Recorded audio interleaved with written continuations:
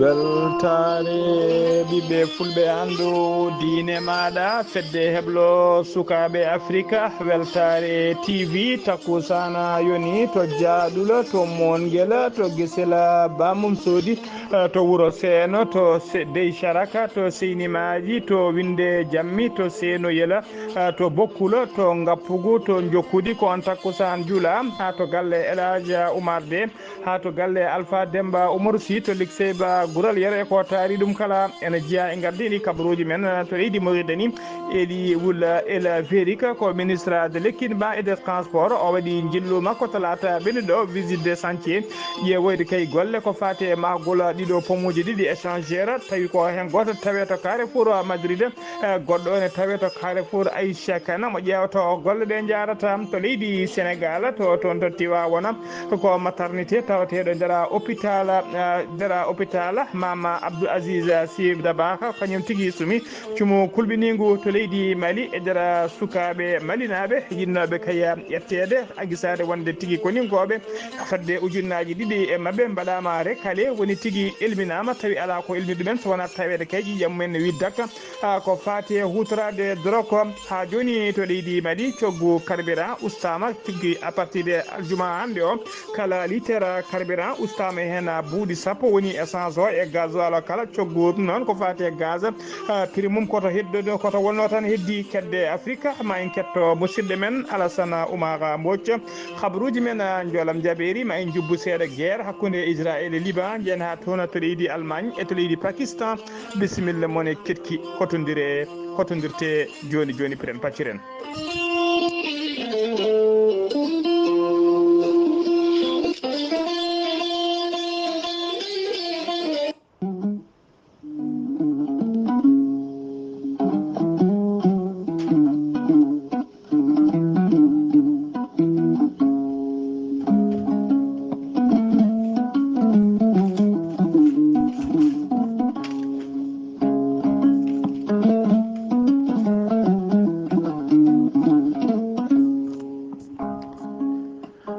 aadi bil aadi salade aadi ɓuuri firtude aadi ceerno djiby sewi ko firtata aadi mo adudere jande weltare ɓiɓɓe fulɓe andu diine maɗa weltare tv ceerno djiby sy ko gando leɗɗe kumpitiɗo bindi jaadiɗo ɓalawale danawal kala ceerno djiby sy ko wittiyanke leɗɗe bittuɗo leɗɗe ha heeɓi hen haqiqa tigui tigui cafowo rafiji kewɗi ɗi jiida ciirol ceerno djiby sy allah ne luɓiri ɗum gandal so tawi on jokkodiri rafiji kewɗi comiɗe e nder ɓandu maɗa an jarɗo poɗɗe ha tampi walla ƴettuɗo pikkiraji ha tampi o rokkuma leɗɗe boroso yalta ha laaɓa ha jiira guite maɗa ceerno djiby sy ne jogui leɗɗe fannuji tati hen fannu goto ne safra fodde sappo e tati rafi fannu goɗɗo ne sogga fodde sappo e jeenayi rafi fannu tataɓo o noon ko kawisaji meehi woni hen waddete koye gawri samme e gawri suuna sa waɗi no wiruma ni ko famɗi kala fodde temedere rafin yalta ma ha laaɓa ceerno djiby sy ko bawɗo listihara ko indema inde nene ma dokkatamo o haala ko wone nder ɓerde ma ha cikka ko toon hoɗi listihara leydi mauritanie ko ujunere oguya walla kartal crédit ngal ujunere so tawi ko leydi sénégal e dendagal leydi ɗe ñamoje franc CFA ko 2000 woni temedde nayyi franc CFA e on fannu ceerno djiby sy ne jogui numéro mum weevo ko numéro mum orange money mbatta ko 78 128 35 98 ceerno djiby sy dendagal rafijo gorago yaw yitade koye men jippiɓe e leece e ustaraɓe gorago sa jokkodira e ceerno djiby sy joni joni ɗum wontanma darol ha laaɓa e on fanno jogui ko leɗɗe mbiyete ko muuɗa hinda wona ha lewru maayo wona ɗo e yontere ko a ƴettat ɗum ɗon e ɗon jiituɗa cakatagal ma hano hannirta ni ceerno djiby sy ne andina dendagal kilineɓe mum omo jogui pegge usula pewnaɗe bawɗe neldede e kala leydi e kala continent ko pirtoji dabruji e ɓeydoji arsigaji ceerno djiby sy so mbawɗa wonde kala so tawi on pamodiri leɗɗe ma guettoma hano hannirta ni ceerno djiby sy ko labɗo reedu ko malaɗo wune saabu so yennama ka miskine o safruma ha mbiya weng tawa hay mbuɗo namdakima ceerno djiby sy ne tawe oɗo saaha joni toon to hammadi hunare to galle jatigue makko ne wiya samba madani tallo on woni mawɗo leegal bitengal leegal jiingue sara wiyenu ya Allah ceerno Djiby Sy ene andi dendagal kiline mum base makko kay haydi ne golla hano hannirta ni base o nokcoɗo kadi to leegal netteke ne golla hano hannirta ni ne tawi ɗon miñi kone wiye ceerno Alassane Sy ceerno Alassane Sy numéro mum téléphone ko 32 ko 62 04 99 ceerno Djiby Sy ko laaɓɗo reedu ceerno Djiby Sy ko malaɗo woni mbadden dando faade docteur ceerno faade ceerno men ceerno Djiby Sy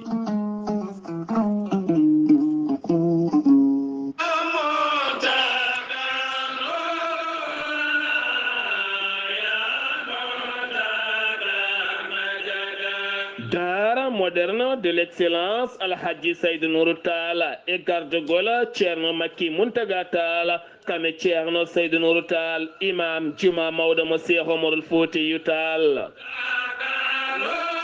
Dara moderne de l'excellence Alhaji Seydou Nourou Tall ko dara guddiɗo demude muma ha yaaji ene udditani sukaɓe worɓe kame rewɓe kala janggoɓe Qur'anil Karim ne wonde français kame anglais et informatique kala Dara moderne de l'excellence Alhaji Seydou Nourou Tall suka mo duuɓi tokosi jeegom jeeɗiɗi ha fayenma duuɓi 15 oɗo suka kay sonate ngal ɗo hene duɗala e ballal jomiraɗo ma o rendin deftarla nde e dow hoore makko omo nawdi hen ɗemngal français taw koye jangguin programme gouvernement mo leydi Sénégal Dara moderne de l'excellence Alhaji Seydou Nourou Tall ene udditi demuɗi muma gila jeetati lewru uta wonande ɓen jinnaɓe wonɓe nder leydi Sénégal hay bowa leydi ndi kala yiɗɓe windidde ɓiɓɓe mumen on mbiyama bisimilla moɗona Dara moderne de l'excellence Alhaji Seydou Nourou Tall hitande hikkande ɓen sappo kala wannoɓe guel kawguela mbawi dañde kawguel mumen e ballal jomiraɗo so tawi noon ko dara rewɓe o tawete koto sikkaba liberté 3 villa 17 78 so tawi noon ko dara sukaɓe worɓe o tawete koto Kermassar cité Doubaya Almadide ene tawe e nder Dakar sa yiɗi jokkodirde e tongoɗe Dara moderne de l'excellence Alhaji Seydou Nourou Tall woto woɗɗo so tawi ko tongoɗe Dara moderne de l'excellence Alhaji Seydou Nourou Tall mbatta ko 00 221 78 149 44 31 walla mbaɗa 77 383 94 94 walla mbaɗa 77 912 27 15 walla mbaɗa 77 254 33 55 musidɓe tedduɓe Dara moderne de l'excellence Alhaji Seydou Nourou Tall e dow moɗon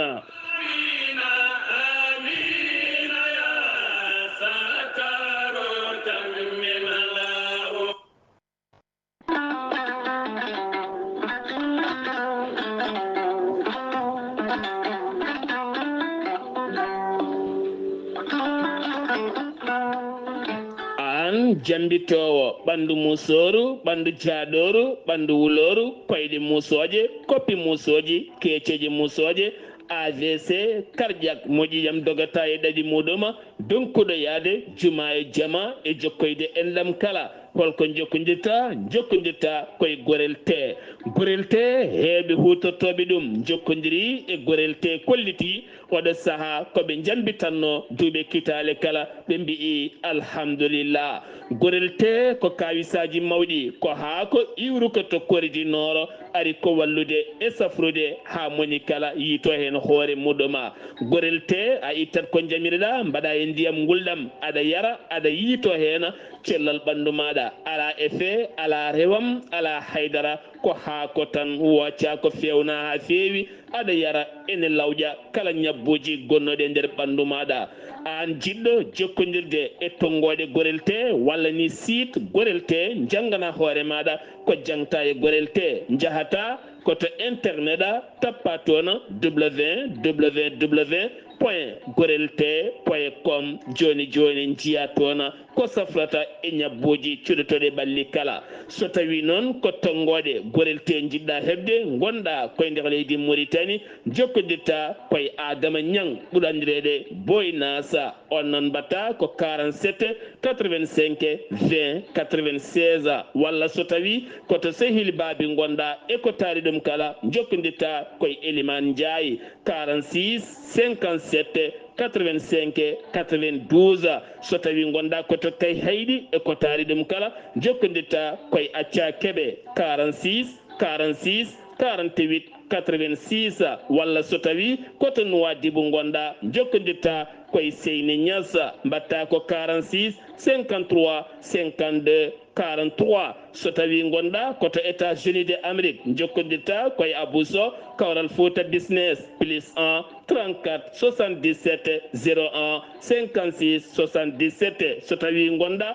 koto leydi France jokkodirta koye Haruna Ngayda 06 50 99 64 43 musidɓe tedduɓe gorelte e jeese men dañen jama. Kettode kaburuji mon e ɗemngal pulaar Afrique, Asie, Europe, Amérique, Moyen-Orient, Océanie. Jam ñalle mon musidɓe tedduɓe heɗena gone mawnde woni aljuma 1 lewru yarkomaa woni octobre hitande ujunnaje 2024 habruji mon e ɗemgal pulaar e sowta he ko musidɗo mon sehil mon Ghalii Abuu Bah to karallagal ha mbawon yiide en to banggue teɓosoje ko miñi men sehil men Saydou Abou Bah to leydi Mauritanie noon puɗɗorɗen ko toon to Darel Barka noon ene ɗamini kay jaɓɓade hono Chérif Abdoul Montalib noon ko asetta janggo o taccirta toon to Rosso Mauritanie to Sénégal o faye to Rosso Mauritanie so ummima to Rosso Mauritanie noon ñande alet nde noon o fayi ko toon to Darel Barka ko toon ñallata ko ɗon kadi o walata ceerno Abdourahmani Dia noon kañum woni khalifa diine wuro Darel Barka e ko taari ɗum kala kanko e dendagal ɓesgu makko e miñiraɓe makko kala eɓe bismo dendagal Darel Barka naaɓe e guure taariɗe kala nde ɓe mbawa tigui arde ɓe mbaɗa ɗo ɓe keewi wadde ni kay so dusde jaɓɓade koɗo kay teddinde ɗum e duusa ɗum tawa koɗo ne welti ha tenti noon e koɗo tedduɗo ko fotino Chérif Abdoul Montalib ha joni ko leydi Mauritanie keddoɗen fedde ɓamtare pulaar nde Nouadhibou kamɓene noɓe keewi wadde kala saaha so yuɓɓinde kay ñalawma tawa ko hirde ko faati tigui e yidde mawnide pinal ngal yidde ƴellidde pinal ngal noon noɓe keewi wadde kala hitande hikka nde noon ɓe cuuɓi oɗon ñalawma ko ñande 19 lewru octobre hitande ujunnaje 2024 on ñalawma moɓe cuɓina walla on jamma pinal noon eɓe bismi koɗo taw ko koɗo mawɗo no fewi woni Sar Abdoulaye Sarr noon guiɗo fulɓe kala tawi kadi ko gorko mo kabaruji labɗi labtuɗi gorko mo buuɗal yurmede mbiyan gorko mo dulmaji demɓe funeɓe kañum tigui tijja toon e to Nouadhibou Abdoulaye Sarr noon so bismama o hewani arde goto maw arde tigui e cité timmude no fewi ɓe mbawa dusde jamma o hano hannirta ni ha joni habaruji men e ɗemgal pulaar to leydi Mauritanie keddoɗen ha joni Eli Wulal Verika kañum woni ministre de l'équipement et des transports mo leydi Mauritanie o waɗino ñande talata ɓinnuɗo o jillu makko taw ko jillu golle ƴewde woni visite de chantier jillu ngu noon ko ƴewde kay golle ko fate magol pomoji échangeur uji taweteɗo to ne tawe to Carrefour Madrid goɗɗo ne tawe to Carrefour Haycheken eɗe nder Nouakchott ƴewde kay to golle ɗe e jarata o hesɗiɗi noon hirjuno makko kay faade ɗiɗon société ji alfinaɓe ɗeɗon golle nde kimmirta kay golle ɗe beele ɗe mbawa hibbude hano hannirta ni e délai dokkaɗo o kay tawi kadi ɓe mbawa respectude dendagal normuji jamirade tigui e ko famodira ko pomoji ɗiɗi kala noon o pomoji ɗiɗi ɗi kala noon mahira tigui ko poutre tawi ko en béton armé tawi porté majji ko 20 métres juutedi muɗum e ko temeɗɗe ɗiɗi métre juutedi mum ko temeɗɗe ɗiɗi métre taw kadi waɗi tablier mo 12 métres de large large et 71 mètres de long tawi kadi ina wondi e mirade soutenement pont o ɗum ko 10,5 mètres de large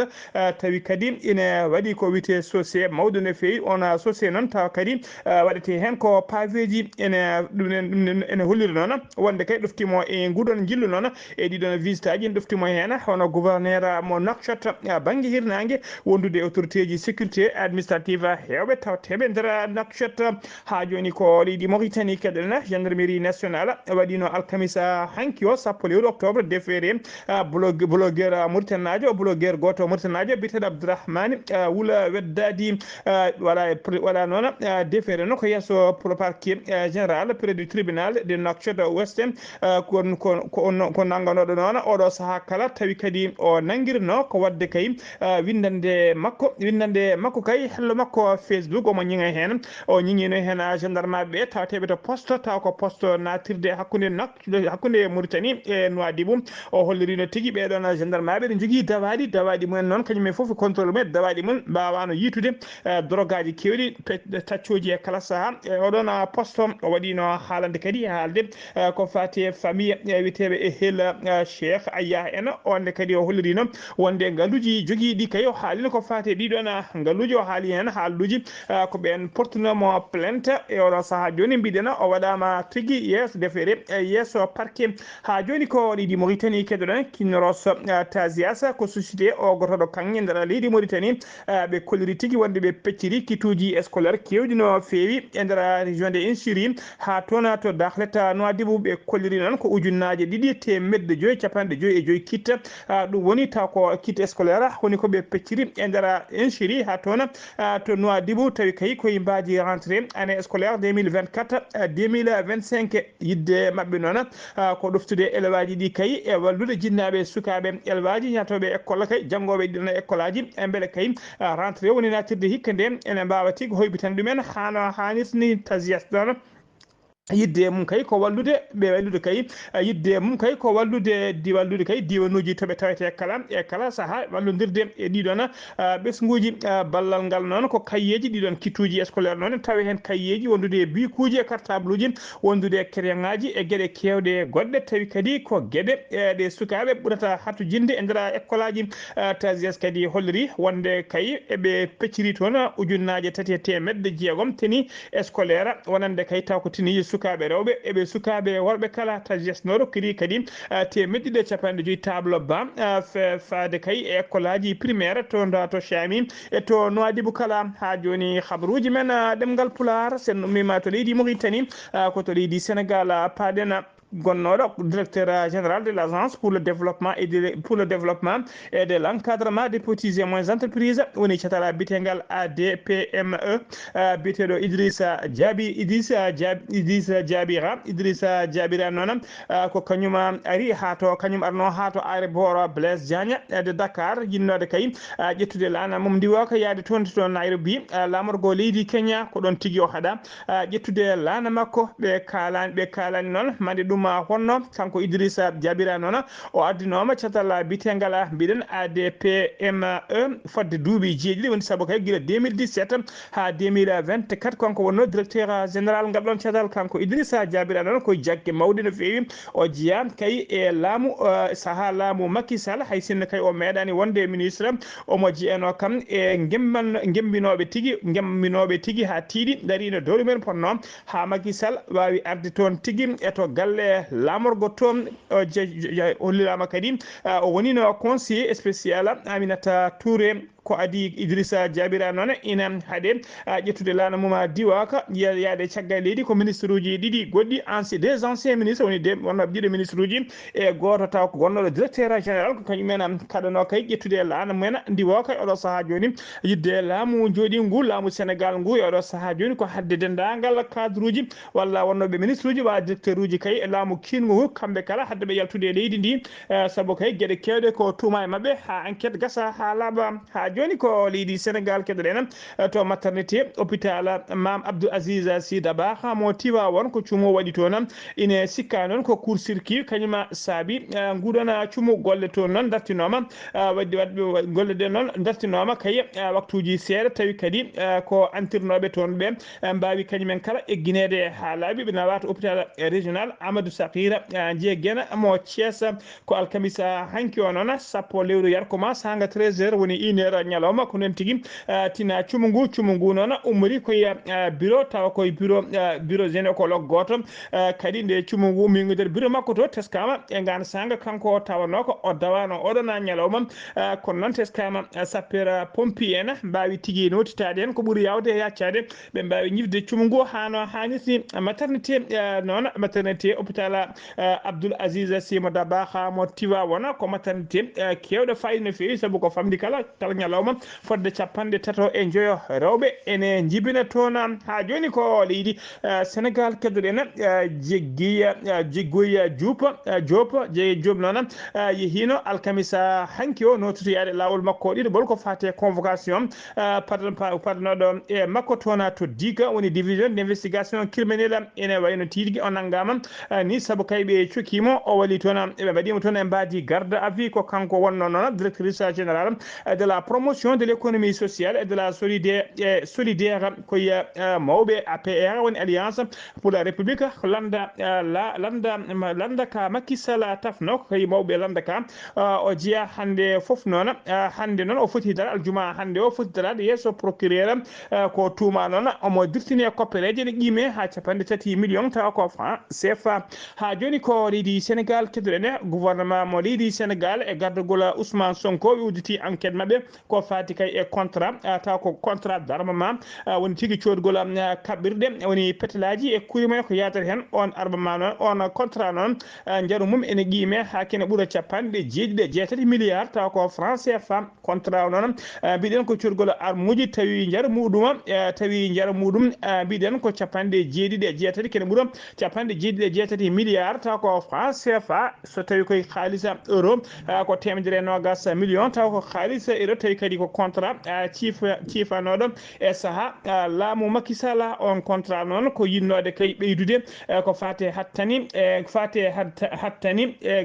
garɗinde gendarmerie nationale mo leydi Sénégal ɓe jiiɗi noon ko andude ɓe jiiɗi kay ko andude keɓgol oɗo marché holɓe keɓɗon oɗo marché o ɓe jiiɗi ko andude ɗum tigui holno heɓirno oɗon marché so tawi kay e ɗum tawi kadi ala ɗum tawi ɗum ala mbuñari walla ko wiyete sira facturation ko adi ɗum noon contrat goɗɗo mo laamu Macky Sall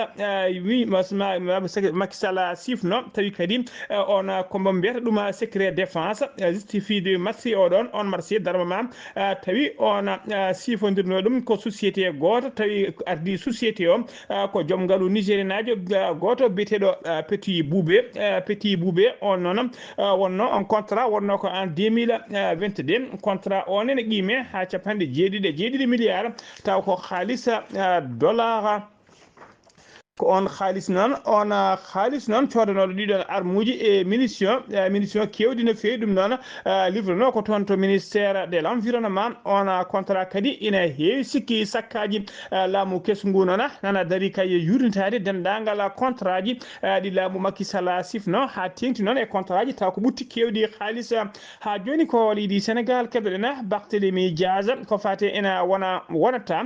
ko namdal ngal Sénégal naaɓe hewɓe namdatono ko fati kay e candidature Barthélémy Dias e sumgoji législative tijjaɗi kay ñande 17 lewru novembre 2024 conseil constitutionnel laɓɓini ɗum ha laaɓi ceera wonde kay saabu kay ɓe recours waɗanoma o recours noon ko caggal nde dossier ji makko jaɓano woodi no kay wullitinoɓe mbi yadani e oɗon candidature kono noon conseil constitutionnel taaƴi ha laaɓi saabu kay ɓe kolliri wonde ɓe mbaɗi rejeté oɗon recours ɓe mbaɗi tigi validé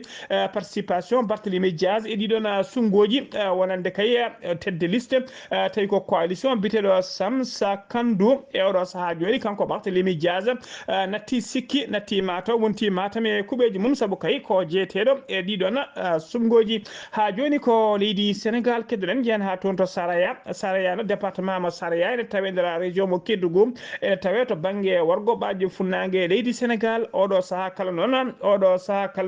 ene wayno koɓe juukiɓe ni koɓe taƴodirɓe kay e kedde leydi ndi waɗaɓe isolé ha laaɓi tawi noon ala ko juukiɓe so wona ndiyam kewɗam no fewi oɗo saaha noon maayo Fallembe koko widdak ndiyam maayo ngo wukkiti ngo ƴeeri o naati diwan o kala e oɗo saaha joni wonti ko dedala gotal yettade nokku o e oɗo saaha ko caɗele mawɗe no fewi ha joni habaruji men ɗemngal pulaar to leydi Sénégal ha joni to Keur Massar laamu Sénégal nana dari no dole mum ponno haɓade kay ko fate ɗanne suudari koye ndina mbaadi noon dadiɓe ɓe hinde DNLT woni division nationale de lutte contre le trafic des migrants et des pratiques assimilées ɓe teeɓima sagataɓe nayo ɓe tawri ɓe mbaɗama déféré to tribunal de grandes instances mo Fatick base mabɓe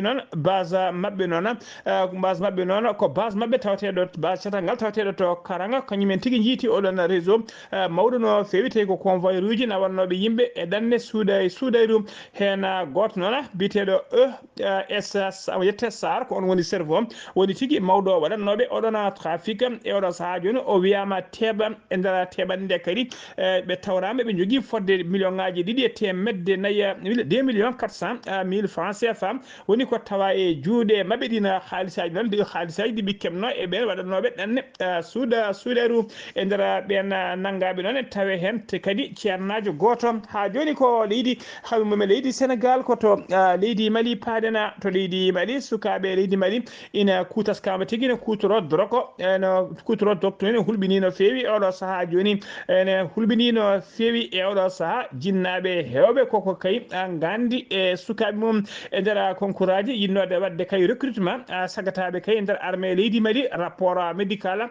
mo armée o holliri kay wonde kene ɓuura ujunnaji 2 sagata mbaɗama tigui rejeté dossier ji men mbaɗama éliminé taw ala ko éliminiri ɗumen so wona kay tawet ƴiƴam mumen ene widdak ko fati e drogue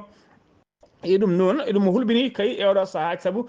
drogue saabu eɗum hulɓini tigui e oɗo saaha joni saabu kay feccere ɓesgu sagataɓe woni jeunesse malinaɓe teskama tigui ne kutoro oɗon drogue ɓe hen kadi no kutoro poɗɗe ɗaynoje sukaɓe hewɓe noon namdannoma kay holko saabi ene ƴetta oɗon drogue ɓe kolliri heɓeɓe kolliri tigui ko wasde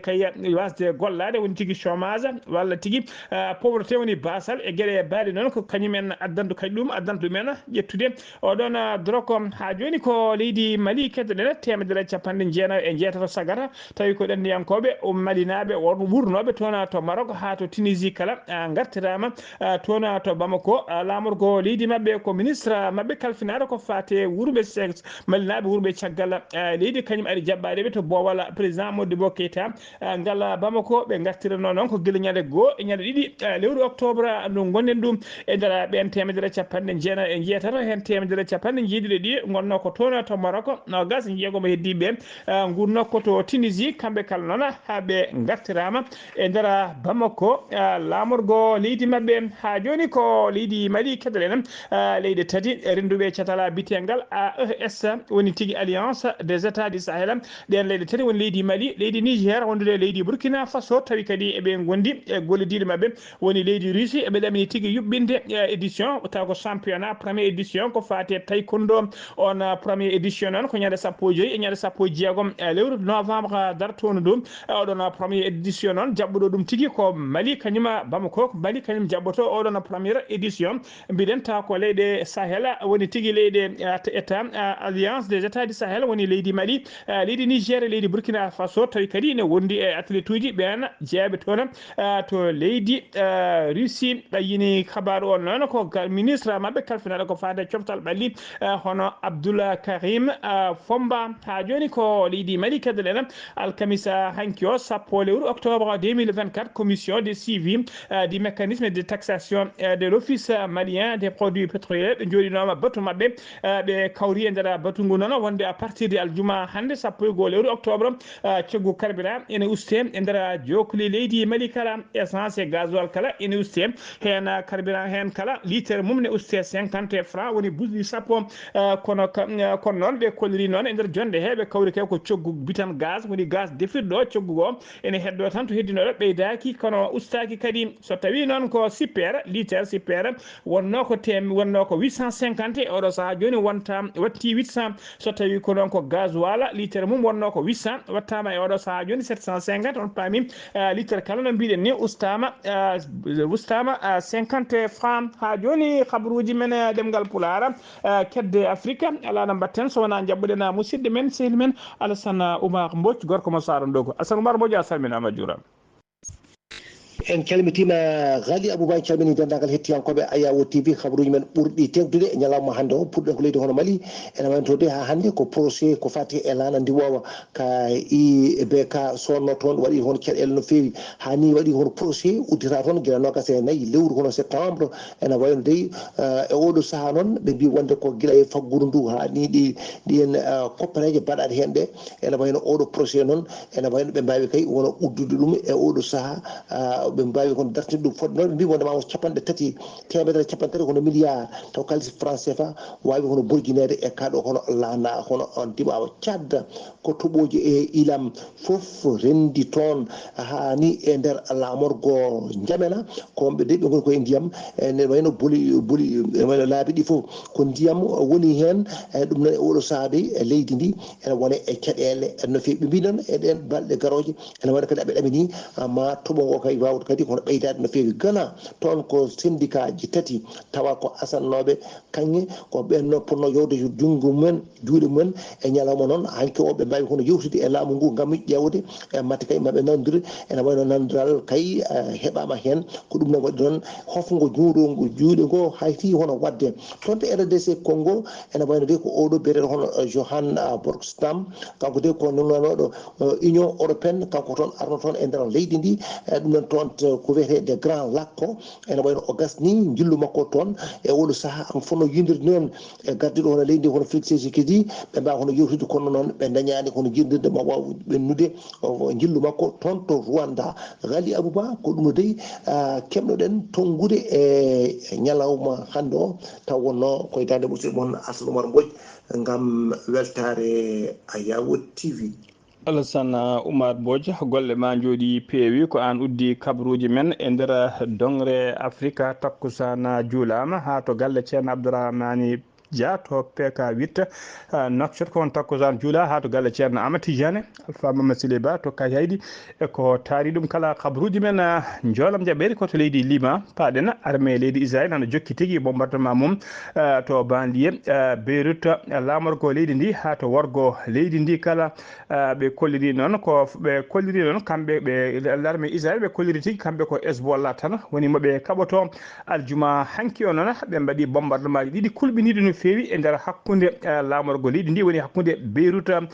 ko famɗi kala e nder on bombardement fodde no gas e ɗiɗo neɗɗo mbasi hen pittali men waɗi kadi temedere sappo e jeeɗiɗi neɗɗo barmuɓe hen misilaji Israël kadi jettima to quartier général dadiɓe ɓe laafaji mbulaji ɗi loni woni casque bleu en ɗum noon ɓen noon base mumen tawate ko toon to sud Liban teskama bomboje leydi Israël jettima toon ɗina misilaji noon ɗi barmini laafaji mbulaji ɗiɗi woni deux casque bleu tawi ko jeeyaɓe toon to Indonésie hono biteɗo Antonio Guterres kañum woni koolaɗo kuuɓal fedde gotago windere nde loni o holliri hen mette makko no fewi o wi kay wonde Israël waɗi tigui violé droit humanitaire international hoorejo jaagoɗe leydi Liban kañumne hono biteɗo Najib Mikati o erima fedde gotago windere nde loni nde waɗata feere kala ha cessez le feu woni tigui ha fiyande nde dartine hakkude mabɓe kay kaldigal waɗa hakkude ɓen wiyeteɓe Hezbollah hakkude muɗum e koninkoɓe leydi Israël tawa kadi koko ɓuuri yawde e yaccade laamu armée libanaise ɓe koliri tigui wonde bombardement dadiɓe e nder bombardement ji Israël dadiɓe mabɓe ɗiɗo mbarama hen e bombardement mo Israël waɗi e nder base mabɓe tawete to Worgo Beyrouth waɗi kadi yimɓe tato woɗɓe taw ko dadiɓe e barmuɓe hen ɗon base ne tawe to wuuro witego on base ne tawe to wuuro witego Kafra ha joni habaruji men jolam jaɓɓeri koto leydi Allemagne paadena laamu Allemagne holliri tigui aljuma hande wonde bateau goto mawɗo no fewi dimduɗo pétrole woni ko wiyete pétrolier nana duppiti kaya lewdu jeygue e nder maayo woni tigui o maire Baltique